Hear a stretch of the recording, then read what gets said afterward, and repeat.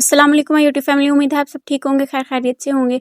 अगर आप भी चिकन ड्रम स्टिक सिर्फ फ्राई करके खाते हैं तो आज एक दफ़ा ये नए स्टाइल ज़रूर ट्राई करें। इस रेसिपी में फ्राइड ड्रम स्टिक के साथ एक मज़ेदार, क्रीमी और हल्की सी मसालेदार ग्रेवी बनाएंगे। जिन लोगों को खुश्क चिकन की बजाय ग्रेवी के साथ खाना पसंद है उनके लिए ये रेसिपी बेहतरीन है। तो चलें बगैर किसी देर के शुरू करते हैं।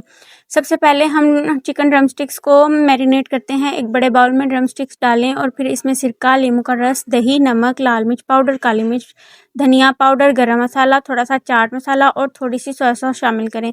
अब इन तमाम चीज़ों को अच्छी तरह मिक्स करें ताकि हर ड्रम स्टिक पर मसाला अच्छी तरह लग जाए। मैरिनेशन जितनी अच्छी होगी चिकन का जायका भी उतना मज़ेदार आएगा।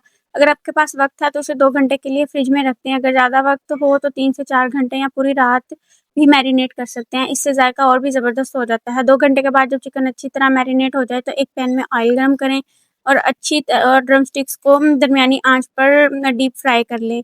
बहुत तेज़ आंच पर फ्राई ना करें वरना ऊपर से रंग आ जाएगा लेकिन अंदर से चिकन अच्छी तरह नहीं पकेगा। इसलिए आराम से सुनहरी और खूबसूरत रंग आने तक इसको फ्राई करें। जब ये तैयार हो जाएँ तो इन्हें निकाल कर अच्छी एक तरफ रख दें। अब बारी आती है हमारी मज़ेदार ग्रेवी की, जो इस रेसिपी में को ख़ास बनाती है। एक पैन में थोड़ा-सा ऑयल लें, इसमें अदरक लहसुन का पेस्ट डालकर हल्का-सा फ्राई करें ताकि इसकी कच्ची खुशबू ख़त्म हो जाए। साथ ही थोड़ी-सी काली मिर्च शामिल करें, इससे ग्रेवी का जायका बहुत अच्छा आता है।